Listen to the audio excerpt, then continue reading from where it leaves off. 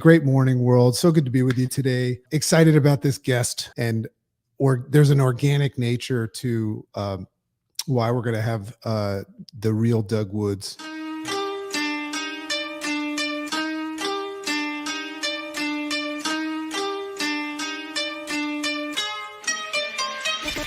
Great morning, world.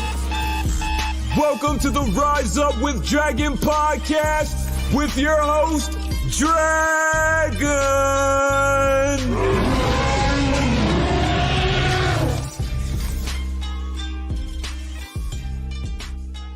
What's up? Great morning, world. It's pretty funny. What you can't see is while that music is playing is like, I'm like into it. I'm like, Dragon, total selfish act, this podcast. It just makes me feel good about myself. Excited about this guest. There's an organic nature to why we're going to have the real Doug Woods. I'm wearing one of his shirts today. What's interesting about me wearing the real Doug Wood stuff, or the kick fear in the face stuff that his beautiful wife Thea created, is that on the back, and I noticed this today on the back, the nape of my neck, it says DW. So like, I'll just be going through the day and I'll just like turn around and be like, what do you think, Doug? Is that cool? So let me bring him out here right now. This is my great friend, Doug, and I just want to give him full circle, because we've known each other for a while. We've kind of grown up together. So this is a little bit of a special treat to every now and then get a timestamp on like what the heck has happened. But Doug is a great friend and he's a partner. I've had the ability to watch Doug, start off as just this crazy dude, that I was probably like a little bit intimidated by, because I like to think that I was the only crazy person in the world. But I remember when I first met Doug and Thea, I just said, man, those two people are going to be successful. Not necessarily because they were talented, but I just saw fire in their eyes. And, it's that different kind of a fire where you look at somebody and you say, that looks like somebody that's not going to quit. Big lesson to learn about that. It's like there's this place that success lives, whether you like it or not. So anyway, I've watched Doug, not only become successful building an international coaching company, just massive, just helping so many people. I'm going from helping people get physically, mentally, and financially whole, but then leading an army of people that are leading other people and just duplicating success and awesomeness in people's lives. So they've done that, and that keeps on growing. So very, very big respect for him creating change. But he's also an author. He wrote an amazing book. And it's funny about books, friends and books, like when your friend writes a book, you kind of have to read it. Like you kind of have to buy a bunch of copies if it's a good friend and tell everybody it's awesome. But like Doug's book is good. It's a great book. We had a funny moment in Atlanta. I don't know if he remembers this, but we were walking down a hallway and some woman like ran up and slammed his book against the window to get his attention so he'd come sign it. And I'm like, wow, Doug, I guess your book is good. So great book, Church Boy to Millionaire. He's got a clothing line. His wife, who's his partner in his business, started an amazing brand, purpose-driven brand, kick fear in the face, just one of those names that everybody's like, shit, I wish I thought of that, But Tia's amazing. They're both very, very dedicated to their family, their God, and they're just serious people, but also abnormally fun as well. And the two of them, probably more relevant than anything, full circle. It's been a crazy time in this world with the pandemic and all this crazy stuff going on. They started an online school, like just a awesome online school that just helps you remove your kid from all the insanity out there and puts them in a safe place where they can like not only learn but accelerate. These dudes started it before the pandemic. Like I know that they're pinching themselves every now and then, like, how did we foresee that the world was about to go nuts? So that is blowing up, and more important than anything, our little daughter Lexi, we call Ducky, is a student at Valor, and she's just thriving there. So we're grateful for that. So I want to bring Doug out here, and I wanted to cue up everything that you probably already know about him. And we've done an episode, so and Doug told his whole story, so we won't get into that. But what's up, my brother? How you doing? Dragon, good to be here, man. It's a freaking honor to get the invite back to the podcast. Well, yeah, your second time on. I mean, if we look at the big guys, they haven't been here 2 times, man. So this is huge. I'm gonna get a call from Jamil Frazier soon. Like, yo, what's up, man? I didn't get 2. So anyway, Doug's out in Phoenix, Arizona. Yeah, I'm in Scottsdale, but close enough. Yeah, so Doug and his wife live in a beautiful home they call Breakthrough Acres, and it's just constantly filled with people coming out there and having breakthroughs. It's just amazing. Very proud of my friend Doug and Thea. So the other day, we Doug and I every now and then have these moments where we'll just like talk about something that and go, yeah, whoa, like we'll have these insights. And I want to bring this topic up and let Doug speak to it. It's just this idea of how sometimes, I mean, everybody's going after the Holy Grail. Everybody wants to be happier, healthier, and wealthier. And most of the time they already know what they need to do, and they just struggle with executing it. So there's that topic right there. But then there's this whole concept where we just recognize, that we're skating through life. We're kind of getting away with mediocrity. And what's interesting about this topic that I want to just hear his mind, unload some stuff on this is what I notice is that I'm living a life right now. In fact, that's the way I call myself Dragon. I'm living a life right now that I once thought was mythical, meaning I never could have imagined. So I'm in this new reality, and there's been so many upgrades of reality, but I'm in this new reality that's beyond what I used to think. So you'd think that I'd be happy, you'd think that I would be like, okay, cool. I'm just going to die now. I'll just die like this. But what happens is when you're in this reality, you're just in a new first step towards something else. So we never, ever, I didn't know that when I started my journey. But I also know that there's a misperception about success that once you achieve it, you can just chill, right? And part of it's somewhat true. If you spend a lot of time duplicating yourself and you've got a solid business structure, you kind of can wake up and just throw your B game in a mediocre version of yourself and keep it that way. But there's some struggle involved in that too. So anyway, I just would love to just have you just talk about this topic because it kind of stopped us the other day. Well, I think at first, Dragon, is debunking the myth that your next destination is going to solve most of your problems. And I hate to be a myth buster right now, but I'm going to bust some concepts right now because that was me for many years, thinking that my next win was going to solve my debt crisis or my relationship with my wife, or if I could just do this. And I always found myself disappointed. And I truly know now that we're literally all of us in America are dealing with the same issues, just with different zeros on our bank account or on our paycheck. And we have this true desire, and we all know that we are the greatest human, we are the greatest husband or spouse or person when we are in the pursuit of something. But after we get that win, it's like either what's next or now what? And that's when our own human tendencies, we begin to throttle back and coast. And I think it's important to enjoy some of those processes. I came home from Atlanta. It was a huge win for you, for us, for our company. And I think it's healthy to take a little bit of a rest, but then it's equally as healthy to go, okay, what's next? Now what?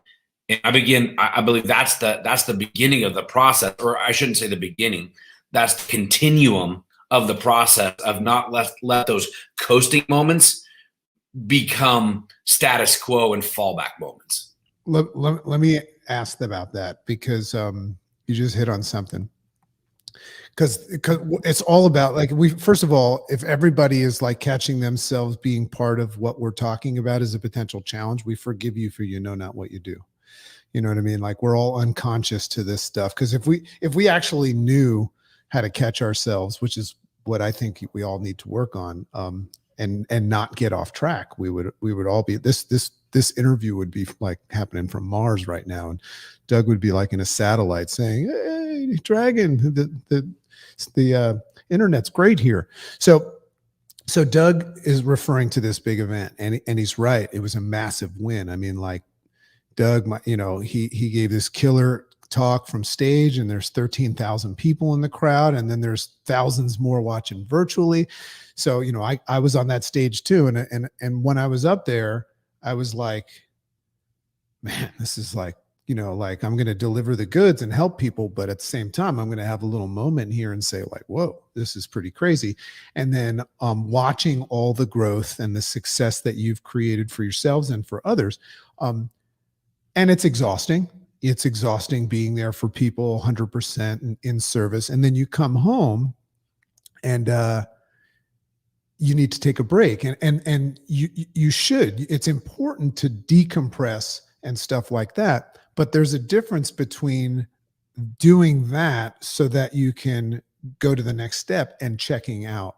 So speak a little bit of, like, how do you, because I know you're very, very regimented, especially now. If you watch Doug and his wife, they're just like, it's almost like a fitness show watching them, how do you prevent yourself from checking out and staying in the pocket, but also decompressing? Well, I want to go back to the 13,000 people in that crowd, because most people haven't earned the right to check out, and they think they have. I mean, it takes me back, Dragon, to when I was younger. I used to watch Jerry Springer. I'm embarrassed to say, but you know what? There's some good comic in there. And do you know that Chicken and I live a mile from Jerry Springer, his show, which is now called Judge Jerry? And we were on his show the other day, and we hung out with Jerry, and we were on TV and everything. It was more important to me than the 13,000 people. I bet it was. But I remember these people would get up there, and when someone would call them out on something, they would get up and brag about, "You don't understand. I raise my kids. I have a job." And they're wanting pats on the back for doing things that you're supposed to be doing. And that was also me. You feel like, oh man, I'm working so hard. And here we got, here, at some point in the next few weeks, we got Labor Day coming up. And, my stance on Labor Day is you don't get to take it off unless you have been laboring for the last 6 to 7 days, or should I say the last 6 to 7 months. And it comes with this entitlement issue. And when you want to do something massive, you have got to, the force that brings a wave in and crashes on the ocean. And, a couple of weeks ago, I was in Cabo, and they said, no, they had signs up, no swimming in this ocean. Basically, it's too dangerous. The force is so strong. When you want to move a massive mountain, or you have a problem in your life and you need to solve it, and you have the means, and you have the know-hows, and you have the coaches in your corner that can guide you to do it, it's going to take 6 to 7 months to turn that tide to where it can come crashing down, and I believe truly bless you. And the double-edged sword is, one is, don't worry about how to respond. And like the other day, Dragon, I got all these messages like, "Doug, you're teaching me how to start all these conversations and put so much out. What should I do when they all start coming back in?" And I'm like, I will teach you that then, but let's not talk about the what ifs until you have done the work. And I think that's a lesson for all of us. We're all worried about, man, this fear of success. Well, why don't we become successful and then learn how to deal with it then? And trust me, you will grow into that process. And so, you asked me, for someone like me, you come home. I think, people coming home from Atlanta, They have no business resting. I think we need to come home. We need to love our kids. We need to love our spouse, tell them that they matter a lot to us. And guess what? You're going to see daddy working hard and working his absolute ass off the next 6 months because I love you so much. And to me, those are when you get those wins. And then, you know what? I think it's important when setting goals, you set accomplishments or timetables to them, because it may take longer than 6 months. But I think you have to look and set, okay, by the end of December or by the end of January, I want to be here. But regardless, I'm going to reassess my goal at the end of January. I'm not going to do anything. I'm not going to question it. I'm going to work as if, and then I will reassess. Am I still on the right path? Is it going to take 2 more months, or do I need to adjust the goal? But most people stop and they slow down the second things either get hard or they get close to that goal, and then they just start throttling back, and then they wonder why they never get there. Yeah. I mean, isn't that true? And I love that analogy. And I want to go a little bit further on that. I think that what I perceive now, I can perceive it in this realm where you and I had that moment, because we're at this level where we've got great success, or compared to what most people would think is success. You know, we don't look at it that way, but the idea of going on a run to the next level, even at this phase, even though I fully embrace and understand how to succeed, and if I do it and I commit to it, you know, that 6 months thing, I know what the outcome is already. I've got proof, right? But I still have a tendency of looking at it and going, oof, maybe I'll start tomorrow. You know what I mean? So I can just imagine what it was like for me back in the day when I had no proof that it worked. This is the interesting thing. So I think a lot of people struggle with the expectations of the return on investment. And isn't it funny when somebody says, how do I become physically, mentally, and financially whole? And then it's like, oh, so you're asking me based on the fact that you know that I've done it and helped a lot of people, right? And they go, yep. And then you say, you know, you're going to do X, Y, Z and commit to it for 6 months, win or lose, we'll reassess then. And then the person, and I totally get it, because, you know, everybody's not only afraid of failure and success, but they're also afraid of wasting time, which is associated with failure. So they'll say, Doug, but like, what can I expect 2 weeks from now? You know, with my health program, with my, you know, what can I expect to, and that just shows that they don't get it. So how do you talk to somebody that has no proof other than having trust and faith in what they've seen you and others create, but they still might have belief issues in themselves? How do you talk to that person that says, so I'm going to go do what for 6 months? And what can I expect? Well, you can also have the conversation with them. Do you want to repeat the last 6 months and ask them, you know, when having this conversation with someone, because I take full account that I am a good coach and I'm a good structure coach. I'm going to ask people hard questions to find out if they're serious about their goal or if they're giving me lip service. And for those of you listening right now, I know there's thousands of you that listen to this show. It's important that you take real inventory of the habits that you've lived and that you're doing over the last even 18 months. And are you on the right path? Are you fulfilled? Are you pleased with your results so far? Me personally, I'm not. I'm on the right path, but I'm not totally pleased with everything that I've done, that I've said. I set out at the end of April to take my body fat percentage down to 9.8, Dragon. And I knew my habits, and I knew my excuses, and I knew depending on the same nutrition plan over and over and over again, or kind of doing it halfway, wasn't going to get me to where I wanted to go. So I had to make a drastic change, something that inconvenienced me.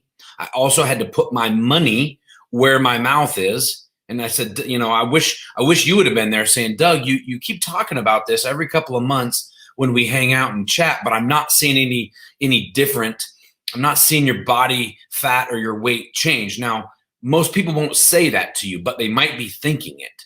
So call yourself out on your own bullshit and say, you know, would I hire me? Would I want to be coached by me? Am I living what I'm saying? Am I walking the walk, talking the talk? No, I've been talking the talk. Am I walking the walk?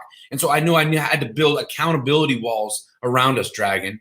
And this is what we can all do. And it doesn't take a certain dollar in your bank account, but we have to make drastic choices and decisions. Many people are spending way too much time on the news or on a certain social media app. So it might require deleting it. It might require unplugging or literally unsubscribing from, dare I say, Netflix. Yes, because it's a human trap to keep people complacent. And so I knew that when I went to take off my shirt in early April at an event that I was about ready to speak at, because we were all going to go down and do this thing called School by the Pool, and I'm going down there as a speaker, and I go to take off my shirt, and I'm kind of doing the, flexing and, doing a lot of arms crossing. My confidence had went low, and I'm like, Thea, that was uncomfortable. Like I felt I exposed myself. And I called myself out on my own bullshit, Dragon. And I said, I have to do something different. And so I made a phone call. I hired someone. And I said, what will it cost for you to literally do everything for me? Because I know my excuses. I know how I get late at nights. What will it cost for you to basically come and sleep at my house for a couple of weeks? Now, some of you guys are like, well, Doug, maybe I couldn't do that. I can't afford that. Well, you know what? I'd made drastic decisions before that too. So you earn your way there, but you know your habits. And I got someone to keep me accountable. Now, he does not live with me, but guess what? I just got back working out with him. And I never made my 9.8% body fat percentage goal in 12 weeks because I did it all for 60 days. In the last 30 days, I began to let excuses creep back in. But I called enough is enough, and I'm back on the path, and I'm staying on that path until I get there. So I had to move out the goal. I said, remember, I told you guys earlier, I set a time frame to hitting that goal. And I was going to reassess. Well, the time frame was Atlanta at the end of July. I didn't hit the goal. I knew where I had messed up. I took personal responsibility. It was nobody else's fault but mine. And I said, do I still want 9.8? And the answer is yes. And today I sit before you at about 14, 13, 8. And I'm like, yes, I do. So that just means it's getting moved out till the third week of September. And I will be at that goal, but I still want it. I'm still working towards it. But life's circumstances is going to get in the way, but I'm not taking my eyes off that prize, nor am I taking and letting my accountability slip any longer. Yeah. And, this leads into, our programming that we've learned, if you speak to like a granddad right now, actually we're like not too far from that now, but let's like a great granddad, he'll say things like, oh, when I was a kid, we walked to school both ways uphill. And if you don't succeed, try and try again. Right. So those values used to be there, but we've moved into this place. And this is an observation that, and this is what's so powerful about, starting a school, because like, what more can we do legacy wise than like provide, not wait for the kids to get screwed up and then like have them go to a personal growth and reading books and stuff to help unscrew themselves up. Like, let's go like try to not let them get screwed up, But what's interesting is that there's this idea, this is powerful. There's this idea that it's not a consistency issue. It's a competency issue. Now it says, if you don't succeed, try something else. So what you just said is so rich, because, when that person sets the goal, like one of our mentors, Dan Bell, he calls it to make a quality decision, meaning like, be afraid, do it anyway. Know that it might not actually work in 12 weeks, do it anyway, right? So, when you make that decision and you look at something and you have the ability to like not only commit to going after it, because the hardest part of a 6-month journey is day one or maybe even the day before day one. It's like committing to it. So then you're in it, and all those expectations come up, and to have the ability to get to the end of those 6 months, not achieve it, but take ownership of why you didn't achieve it. Yeah, I mean, like, let me ask you point blank. Do you think, now that you know you've been through the 12 weeks and you said you had that 30 days of not using your whole ass, maybe your half your ass, right? But do you think if you didn't do that, would you have achieved the 9.6? 100%. 100%. Okay. Absolutely. So what's cool about that is that, I mean, 100%, 100% means yes. Yes. 100%. So that's part of the equation, is knowing what 100%. I mean, Doug, do you think anybody has the ability to give 100%? Anyone. But for how long? I think until you decide to fall back and what some say, rest on your laurels, whatever that means. But truly, before you begin to say, I'm just going to take one bite, it's just one birthday party, or it's just one day I can take off of starting conversations, or I don't need to, do X, Y, and Z on my social, or I don't need to call those clients. The moment you justify and say, I'll get back at it tomorrow, I believe is the very beginning of an extremely slippery slope. And I can tell you the exact moment it happened. We went to Las Vegas for Tia's birthday, and we had been perfect for 60 days. And we even took our trainers with us to Las Vegas with us, because we're going to stay on point. And I know I was sitting in a cabana outside the Wynn Hotel. And I said, you know what? Just one beverage this afternoon. We've been working ourselves hard. We both had a beverage, and that was the beginning of a slippery slope for the next 30 days that literally we never rebounded. And it wasn't the beverage. For crying out loud, we've been putting in the work, and we could have stopped at the one beverage. But guess what? It became easier at dinner that night, because the first night we nailed our dinner. The second night after we had the beverage, or should I say 2 beverages by the pool, we went to dinner that night, and then we began to order an appetizer that was not part of our plan. But again, you begin to get broken down. And we all have the ability to stay 100%, because we all know what 100% is for us. Your 100% Dragon is different than my 100%, because you know your habits and you know your patterns. And so do I.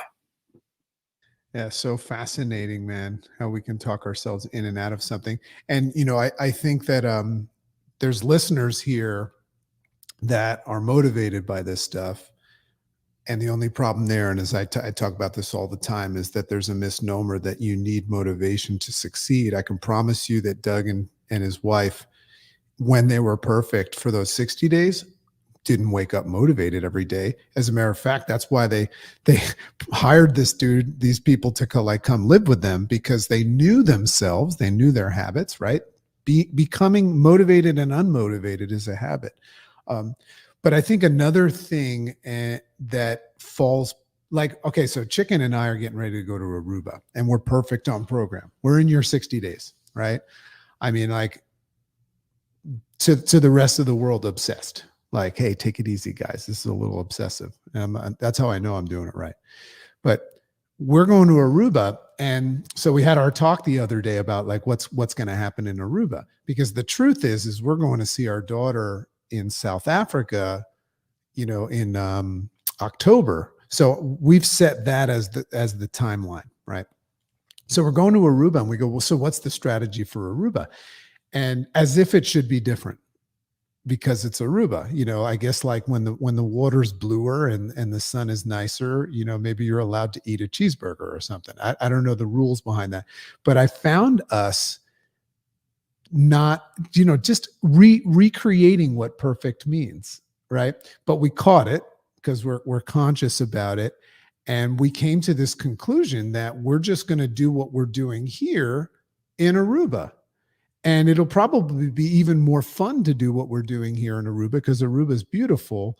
But I think it comes from this safety net that we have. And this plays in. I'd love to hear, because you talk a lot about this.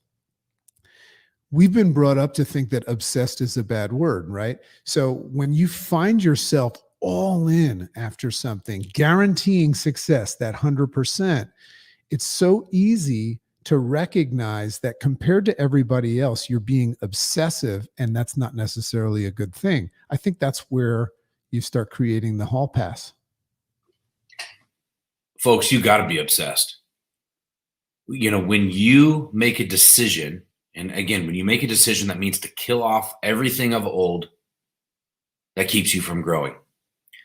You've got to be obsessed. And it's interesting because you notice how Dragon and Chicken made a decision on the front end, not when they get to Aruba, because what amateurs do is we're going to get there and we're going to do the best we can.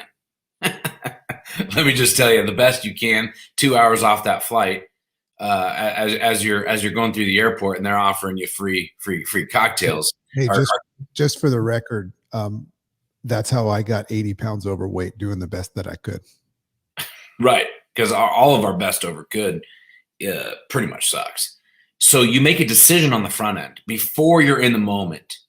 And it could be the decision is, and this is where I had to actually retrain my trainer. He's like, Doug, you get one cheat meal a week.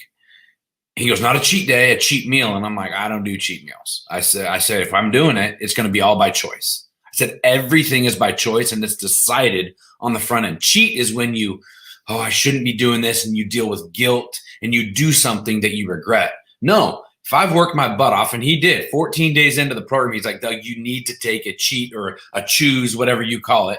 Mike, you're damn right. To choose me, I need you to take one. You've been almost too strict on the plan, and we kind of need to shock your body a little bit. So I live a life designed by choice. And so I made a choice to have something. It's not going to Aruba and doing X, Y, and Z. It's no, is Aruba and the island's going to own me, or am I going to own it? And here is my plan going in. And friends, if you can get that starting today and you implement one thing in a key area, identify one key area that you need breakthrough in your life, whether it be your marriage, your finances, your faith, your debt reduction, your increase of income, your obsessive thought life, whatever you're dealing with, and implement. Everything is by choice. I'm going to start making a decision to do X tomorrow, no matter how I feel. And here's an interesting short story, Dragon, is my daughter told me she wants to start going to the gym with me every single day. She's kind of been doing it on her own a little bit. She's like, Papa, can I come to the 6 a.m. workout with you and Nate? I'm like, absolutely, baby. I'm like, car leaves at 5:45, or you can drive yourself. The first 2 days, she was ready at 5:45. This morning, as I walked out the door, the alarm's going off.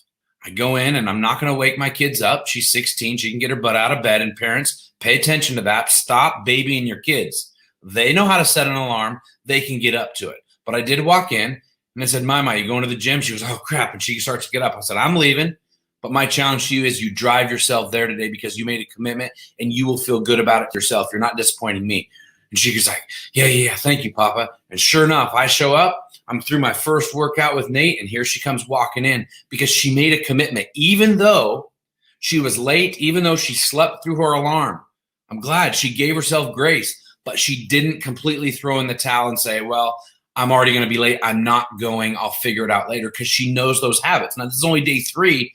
But this is a huge lesson for all of us, Dragon, that I believe the listeners can start implementing. When you make a decision, you remove every single excuse that you know that you will give yourself. Yeah, love that. And here we are again, as I always talk about the jacuzzi experience, learning is just a distraction in the absence of action. So here we are learning again. We're listening to the real Doug Woods, and we're all hopped up on excitement now.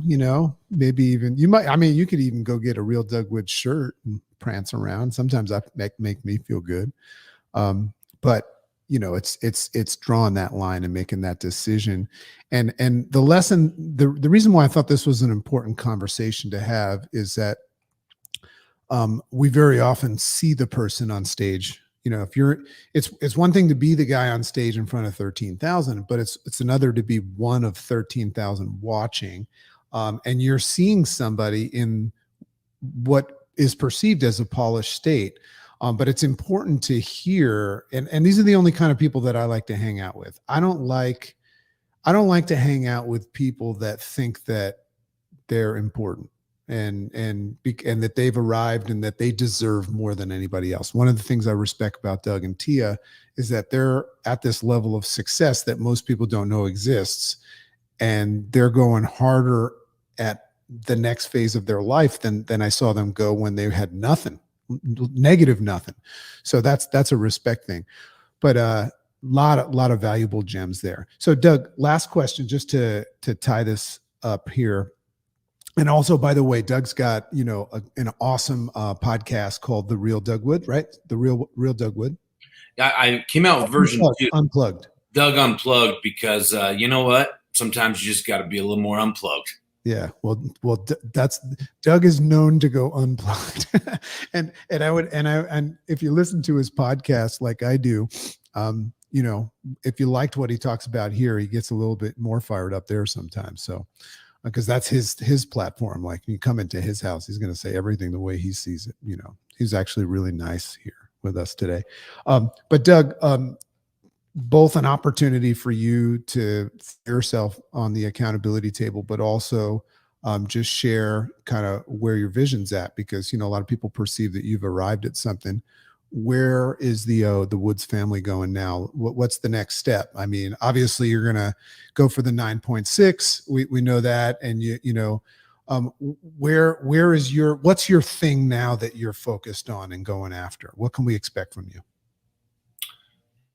Well, it's really my heart's cry for everyone is in this world that we're living in right now is to be a thinker and just not a follower and a doer, and really look at your life, look at the patterns, look at the people that are breathing into you, and really ask yourself, would I trade lives with them? Or have they lived the life that I am aspiring to live? And, for me, that does drag and come with, when we started Valor Global Online. You can follow it on Instagram, or you can go to the website, valorglobalonline.org. I had a desire to see kids not be programmed for a world that it no longer exists, or that is becoming robotic, of just do what I say, versus no, let's set these kids up to win, and let's set these parents up to win, that life is about continual learning. Because much to where we started this 30, 40 minutes ago, I was disappointed when I hit my first goal. And I was like, this is it. And don't get me wrong, it's nice. It's like, yeah, you enjoy the moment. Maybe you enjoy the reward.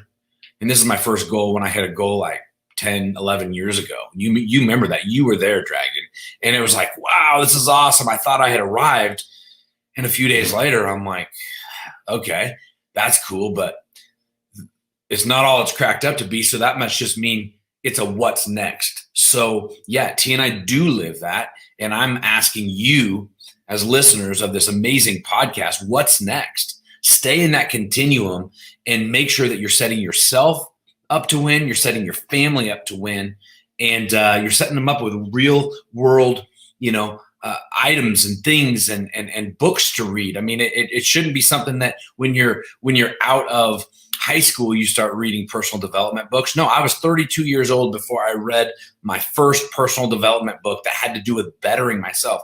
Now it's becoming a habit, a daily habit to get some reading in, and other days. And it seems like to me, my weekends are more for me now. And I spend a lot, and my me time now is actually filling my cup. So I read most of my personal development, and I get more podcasts in during the week. And during the week, I'm pouring out and I'm giving out. And so I'm filling my cup on the weekends. Now, mine looks different, but it's really making sure that our kids don't graduate high school without reading a book that really helps them think outside the box to prepare them for the world that really we're already living in, whether they think that it's here or not. Yeah. And let me just say one last thing on that, and everybody, go, it's pretty easy to find Doug, go check out his podcast, check out Valor Global. Like I said, my daughter's there, and, that's that's the person I die for, you know, and she's thriving there. What's interesting about the whole kid thing, and this is another topic, and Elon Musk talks about this all the time, but it's quite apparent that technology now is moving. And when I say technology, that includes TV and news and all that stuff. Whatever technology is, anything that our kids are consuming right now.